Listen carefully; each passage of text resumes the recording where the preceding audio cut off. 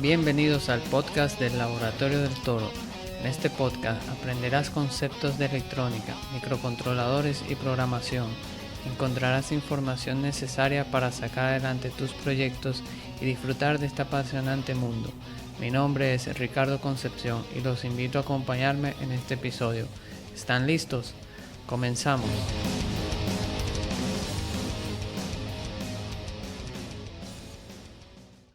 Bienvenidos al episodio número 5 del podcast El Laboratorio del Toro. En el episodio anterior tratamos unos conceptos muy importantes, como lo fueron el voltaje, la corriente y la resistencia. En este episodio vamos a hablar del instrumento usado para medir estas variables. Sin más preámbulos, comenzamos. Bien, espero que estés reuniendo para comprar tus herramientas. Hoy vamos a hablar de otra herramienta fundamental, el multímetro. Si vamos a realizar proyectos de electrónica, muchas veces tendremos que validar a través de mediciones los valores obtenidos. Un multímetro nos permite hacer mediciones de varias variables, lamentablemente no al mismo tiempo. Con un multímetro común podemos medir voltajes en AC y DC, corriente en AC y en DC, resistencia y continuidad. Recuerden que AC es corriente alterna y DC es corriente continua. En equipos más avanzados podemos medir otras variables como frecuencia del voltaje y de la corriente, capacitancia, probar diodos y transistores e incluso con un sensor adicional podemos medir temperatura. Es bueno saber que hay dos tipos de multímetros, los análogos y los digitales. Los análogos indican las medidas mediante una aguja que señala el valor en una escala impresa. Estos equipos han ido siendo reemplazados por los digitales. En la foto que está en las notas del programa pueden ver un multímetro análogo. Por otra parte, los multímetros digitales cuentan con una pantalla donde muestra la medida. Es mucho más fácil de utilizar que el análogo, ya que en la pantalla vemos directamente el valor de nuestra variable. Los multímetros o tester, como también se les conocen, tienen una perilla en el centro que permite seleccionar la variable que se desea medir y en algunos equipos el rango de medición. Con el rango le indicamos el valor máximo que podría tener la variable a medir. Ojo con eso, siempre debemos tener una idea del valor máximo que podría tomar nuestra variable. Recomendaciones a la hora de trabajar con un multímetro. Siempre debemos asegurarnos de que el equipo esté en buen estado. Un equipo deteriorado puede representar un riesgo para nosotros. Conocer las mediciones que se pueden realizar con el equipo, dígase voltaje, corriente, etc. y los valores máximos que puede medir el equipo. Verificar que las puntas de prueba estén en buenas condiciones.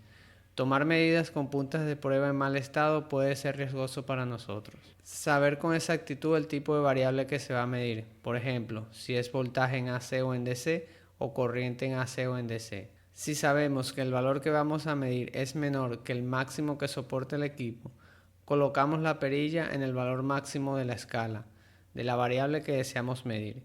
Si el valor que se muestra es muy pequeño, vamos disminuyendo la escala hasta que obtengamos un valor que sea apreciable. Tener en cuenta que el voltaje se mide en paralelo y la corriente en serie. También en algunos multímetros se debe cambiar la posición de una de las puntas al borde de corriente. Recordar que las medidas de resistencia, continuidad y capacitancia no se deben realizar con el componente energizado. Verificar que las puntas y la perilla se encuentran en la posición correcta antes de realizar la medida. Por último, si el multímetro no se va a usar por mucho tiempo, se debe quitar la batería.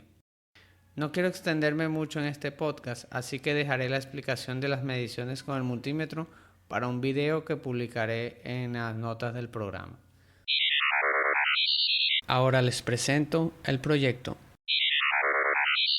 Cuando les presenté la plataforma Adafruit.io, les dije que me parecía una plataforma muy interesante y que seguramente el proyecto que les mostré no sería el último que haría. En esta oportunidad le conecté un sensor de temperatura y humedad DHT11. Hice algunas modificaciones al código que usé en el proyecto anterior y listo. En las notas del programa les voy a dejar cómo deben conectar el sensor junto con el código utilizado.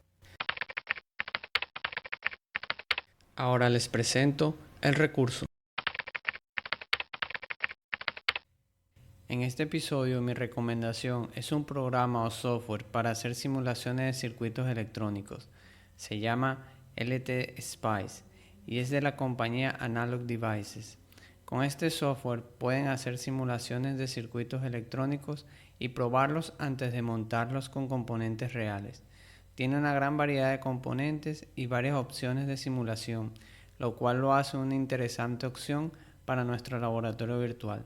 Al ser un software fácil de usar y muy versátil, tengo pensado hacer un curso de cómo manejar este software.